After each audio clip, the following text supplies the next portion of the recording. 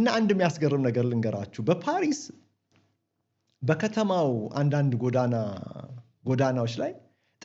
ጥግ ላይ የሚከራዩ ብስክሌቶች ታስረው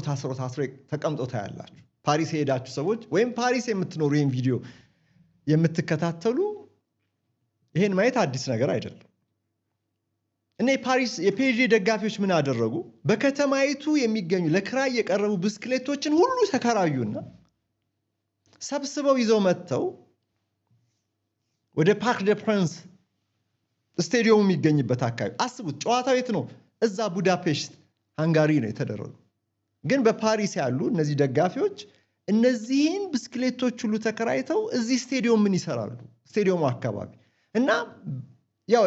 የፓሪስ አውራ ጎዳናዎች መስቀለኛ ብቻ ናቸው ግራ ነው የምትጋቡት በቃ ስንት መስቀለኛ አንዱ መስቀለኛ መንገድ ስታልፉ ቀጥሎ መስቀለኛ ነው ቀጥሎ መስቀለኛ ነው ቀጥሎ መስቀለኛ ነው በጣም ተደራራቢ የመስቀለኛ መንገዶች የሚበዙበት ከተማ ነው እና ዋናዎቹን ወደ ስቴዲየሙ የሚያመጡ መስቀለኛ መንገዶችን በእነዚህ በተከራዩአቸው ብስክሌቶች ልክ እንዴት ነው እንደ ፖሊሶች ምናምን ለዚህ ለኮማንድ ፖስት ምናምን እንደሚሰሩት አጥረው መንገድ ዘግተው ነበር ከዛ ነው እንደገና አድማ በታኝ ፖሊስ ከነትጥቁ መጥቶ በአስለቃሽ ጭስ በውሃ አባሯቸው እንደገና ብስክሌቶቹን ሁሉ ያነሳው በብስክሌቶቹ አጥር ሰርተው ማለት ነው ባሪኬድ ሰርተው ምን ማለት ነው ይሄ አድማ በታኝ ፖሊስ መጥቶ አጸዳቸው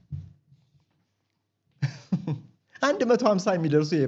የፓሪስ ሰን ጀርመን ደጋፊዎች ወደ ፓርክ ደ ፕራንስ ካልገባን ስቴዲየም ምንም ነገር የለም እኮ እዛ ካልገባን የደህንነት አጥሩን ሁሉ ሊጥሱ እና ግን ሰላማ የሆኑ ወደ 100,000 የሚጠጉ የፓሪስ ሰን ጀርመን ደጋፊዎች ደግሞ በቱር ኤፌል ታወር አካባቢ ተሰብስበው ደግሞ ደስታቸውን ገልጸዋል በዛ ምሽት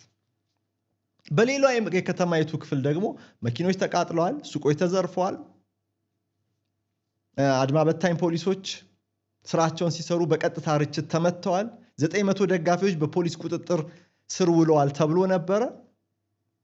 ከ900 ደጋፊዎች 280 ያህሉ በፓሪስ ከተማ ብቻ ይሄ በፓሪስ ብቻ ሳይሆን 900ዎቹ ፓሪስና ወጣ ብሎ በሚገኙ ከተሞችም አካባቢ 280 ያህሉ ግን በፓሪስ በቁጥጥር ስር ያሉ ናቸው አንዳንድ ቁጥሮች ከ300 በላይም አድርሷቸዋል ዛሬ እና ቢያንስ 178 የጸጥታ አካላት ጉዳት ደርሶባቸዋል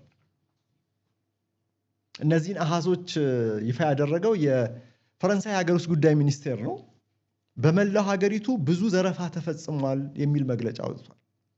ፕሬዚዳንት ኤማኑኤል ማክሮን በፓሪስ የታየው ሁሉ ተቀባይነት የሌለው ነው ብለዋል ቅዳሜ ምሽት ብቻ ውድ ቤተሰቦቼ 225 አዋቂዎች 87 18 ዓመት ያልሞላቸው ወጣቶች በፖሊስ ቁጥጥር ስር ውለዋል ሲረብሹ ተገኝተው ሁለት የፖሊስ አባላት በቦምብ ፍንጣሪ ተጎድተዋል በቦምብ ፍንጣሪ ነው ያልኳቸው ስለዚህ ቦምብ ተወርውሯል ማለት ነው እንደዛ ባለ የአውሮፓ ከተማ ምን ማለት ነው ይሄ ሌላ ዓላማ አለው ማለት ሌላ ዓላማ ያላቸው አካላት ተቀላቅለው ነው እንጂ እግር ኳስ ደጋፊ ቦምብ ይወረውራል እንዴ ይሄ ሻራፕኔል የቦምብ ፍንጣሪ አለ አይደል በሱ የተጎዱ ሁለት ፖሊሶች ተገኝተዋል የፈረንሳይ ሀገር ውስጥ ጉዳይ ሚኒስቴር እንደገለጸው ከተያዙት መካከል በስራ ላይ ያልነበረ የፖሊስ አባልም አለ አሉ ኦፍ ዲዩቲ ሆነ ነገ ጧት እኮ ስራ ይገባል እሱ ዛሬ ሲቪል ለብሶ ሌላ ጥፋት ሲሰራ ተያዘ አንድ ሰው ወደ ሴን ወንዝ ማለት በፓሪስን አቋርጦ የሚያልፍ ወንዝ ነው ወደዛ ወንዝ ዘሎ በመግባቱ የልብ ስራ ማቆም አደጋ ደርሶበት ወደ ሆስፒታል ተወስዷል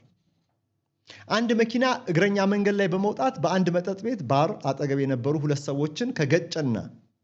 እነዚህ ሁለት ሰዎች ወደ ሆስፒታል ከገቡ በኋላ 8 ግለሰቦች ለዚሁ ተጠያቂ ተደርገው በቁጥጥር ስር ዋሉ መኪናው 8 ነበሩ እብደት በቃ አንድ የሞተር ብስክሌት ሹፌር ከመንገድ ማገጃ ኮንክሪት ጋር ተጋጭቶ ህይወቱ አልፏል በስለት የተወጋ አንድ ሰው ኮማ ውስጥ በሆስፒታል ይገኛልም ተብሏል በመኪና ውስጥ በታክሲ ምናምን የሚሄዱ ተገልጋዮች ደግሞ ስኩተር በያዙ ይሄ ተንሸራታሹ ዘመናዊ መገልገያ አለ አይደል? ስኩተር በያዙ የፔዤ ደጋፊዎች መስኮቱ ተሰብሮ ንብረታቸው ተዘርፏል። ይሄ ሁሉ ሪፖርት ተደርጓል። በፓሪስ በአውሮፓ ውስጥ ሽቅርቅር ከሆኑ ከተሞች አንዷ በመሃል ፓሪስ የሆነ ነው የምነግራቸው። እና የአርሰናል ደጋፊዎች ግን ፕሪሚየር ሊጉን በማሸነፋቸው የቻምፒየንስ ሊግ ሽንፈት ሳይረብሻቸው ቀይና ነጭ ጭሳቸውን እያጨሱ እንደው ቢያንስ እንደው የሰሜን ለንደንን